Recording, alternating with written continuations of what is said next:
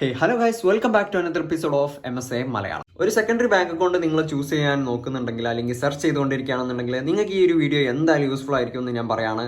So let get start. നമ്മുടെ ലിസ്റ്റിലെ first bank ആണ് എയർടെൽ പേയ്മെന്റ്സ് ബാങ്ക്. ഈ ഒരു ബാങ്ക് അക്കൗണ്ട് എടുക്കാൻ വേണ്ടിയിട്ട് നിങ്ങൾക്ക് വേണ്ടത് നിങ്ങളുടെ ബേസിക് ആയിട്ടുള്ള ബാങ്ക് അക്കൗണ്ട് എടുക്കാൻ വേണ്ടിയിട്ട് നിങ്ങൾക്ക് വേണ്ടത് നിങ്ങളുടെ ബേസിക് ആയിട്ടുള്ള ഡീറ്റെയിൽസ് ആണ്. ആധാർ കാർഡ്, പാൻ നമ്പർ, അതുപോലെ നിങ്ങൾക്ക് ഒരു ബാങ്ക് അക്കൗണ്ട്. ഈ ഒരു പ്രോസസ്സ് നിങ്ങൾക്ക് വെറും 5 മിനിറ്റ് കൊണ്ട് നിങ്ങൾക്ക് വീട്ടിലിരുന്ന് തന്നെ ചെയ്യാൻ വേണ്ടിയിട്ട് പറ്റുന്നതാണ്. നിങ്ങൾക്ക് ഇനി ഫിസിക്കൽ ഡെബിറ്റ് കാർഡ് വേണമെന്നുണ്ടെങ്കിൽ വെറും 4 ദിവസം കൊണ്ട് നിങ്ങളുടെ വീട്ടിലേക്കും എത്തുന്നതായിരിക്കും. ആൻഡ് ഇതാണ് ഇതിന്റെ ഫിസിക്കൽ കാർഡായിട്ട് വരുന്നത്. എയർടെൽ പേയ്മെന്റ് ബാങ്ക് യൂസ് ചെയ്യാൻ വേണ്ടിയിട്ട് നിങ്ങളൊരു എയർടെൽ കസ്റ്റമർ അല്ലെങ്കിൽ എയർടെൽ സിം ഉപയോഗിക്കുന്ന ആളാവണം എന്ന് തന്നെയല്ല. ജസ്റ്റ് നിങ്ങൾക്ക് പ്ലേ സ്റ്റോറിൽ നിന്ന് അല്ലെങ്കിൽ ആപ്പ് സ്റ്റോറിൽ നിന്ന് എയർടെൽ എന്ന് പറഞ്ഞിട്ടുള്ള ആപ്ലിക്കേഷൻ ഇൻസ്റ്റാൾ ചെയ്യുക. അല്ലാന്നുണ്ടെങ്കിൽ താഴെ ഒരു ലിങ്ക് ഉണ്ട്, ആ ലിങ്കിൽ നിങ്ങൾ ക്ലിക്ക് ചെയ്ത് കഴിഞ്ഞാൽ നിങ്ങൾക്ക് ഡയറക്റ്റ് ആയിട്ട് പോകുന്നതായിരിക്കും. സോ നമ്മുടെ ലിസ്റ്റിൽ രണ്ടാമത്തെ ബാങ്കാണ് ഹിന്ദുസ്ഥാനിന്റെ ഇന്ത്യ ബാങ്ക് അക്കൗണ്ട്.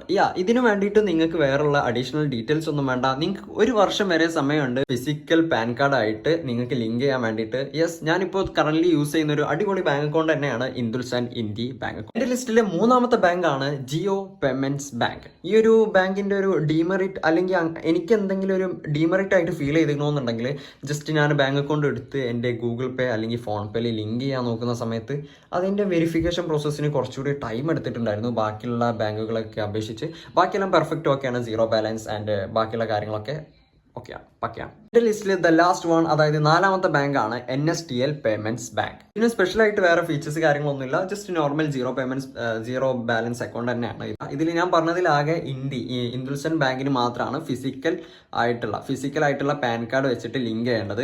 ഫിസിക്കൽ ആയിട്ടുള്ള പാൻ കാർഡ് വെച്ചിട്ട് നിങ്ങൾക്ക് വീഡിയോ KYC ചെയ്യാൻ പറ്റുന്നതാണ്. 1 വർഷം വരെ സമയമുണ്ട്. ആ 1 വർഷത്തിനുള്ളിൽ നിങ്ങൾക്ക് ഫിസിക്കൽ കാർഡ് കാര്യങ്ങളൊക്കെ വെച്ച് ലിങ്ക് ചെയ്യാൻ പറ്റുന്നതാണ്. അല്ലാത്ത ബാങ്കുകളൊക്കെ നിങ്ങൾക്ക് ഡിജി ലോക്കർ, അതുപോലെ നിങ്ങൾക്കൊരു പാൻ ഉണ്ടെങ്കിൽ തന്നെ ഈസി ആയിട്ട് നിങ്ങൾക്ക് എടുക്കാൻ പറ്റുന്നതാണ്.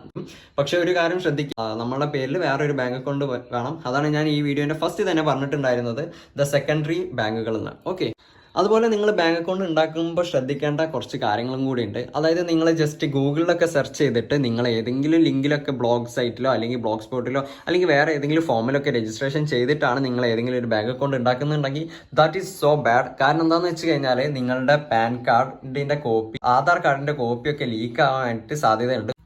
സോ ഇന്നത്തെ വീഡിയോ ഇത്രയൊക്കെ ഉള്ളൂ. ഈ ഒരു വീഡിയോ ഇഷ്ടപ്പെട്ടാൽ നിങ്ങൾ ലൈക്ക് അടിക്കുക, ഷെയർ ചെയ്യുക, സബ്സ്ക്രൈബ് ചെയ്യുക. എല്ലാ ആൾക്കാർക്കും അനുഭവം കൊണ്ടാണ് ഓരോ സാധനങ്ങൾ പഠിക്കുന്നത്. സോ എനിക്ക് എന്തുകൊണ്ടാണ് ഈ ഒരു സെക്കൻഡറി ബാങ്ക് അക്കൗണ്ടിലേക്ക് ചിന്തിക്കേണ്ടി വന്നത് എന്നുള്ളത് ജസ്റ്റ് വേണമെങ്കിൽ നിങ്ങൾക്ക് കാണാം, അല്ലെങ്കിൽ ബൈ.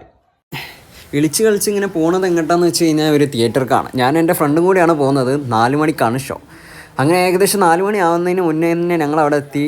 അങ്ങനെ ടിക്കറ്റും കാര്യങ്ങളൊക്കെ എടുത്ത് ഞങ്ങൾ സിനിമ കാണാൻ നിന്നു. അങ്ങനെ ഇൻ്റർവെൽ ആയപ്പോൾ ഞങ്ങൾ ചായയൊക്കെ കുടിച്ച് പേസിലുള്ളത് ഫുൾ എംറ്റി ആക്കി. അങ്ങനെ പുറത്ത് വന്നപ്പോൾ വീണ്ടും ചായക്ക് പൂതിയായ സമയത്താണ് നമ്മൾ ഗൂഗിൾ പേ ഉണ്ടല്ലോ എന്ന് വെച്ച് അവിടെ കയറിയിട്ടുണ്ടായിരുന്നത്. അവിടെ നിന്ന് ചായയൊക്കെ കുടിച്ച് ഗൂഗിൾ പേ ചെയ്യാൻ വേണ്ടിയിട്ട് മണിക്കൂറുകളോളം കാത്തു നിന്ന്. വേറെ ഒന്നും കൊണ്ടല്ല, ഞങ്ങളെ 2 ആളുടെ ബാങ്കിൻ്റെ സെർവർ ഉണ്ടാവും. ഒരു ബാക്കപ്പിനായിട്ട് വേറൊരു ബാങ്ക് അക്കൗണ്ട് വേണമെന്നും കൂടി ചിന്തിച്ചിട്ടുണ്ടായിരുന്നു.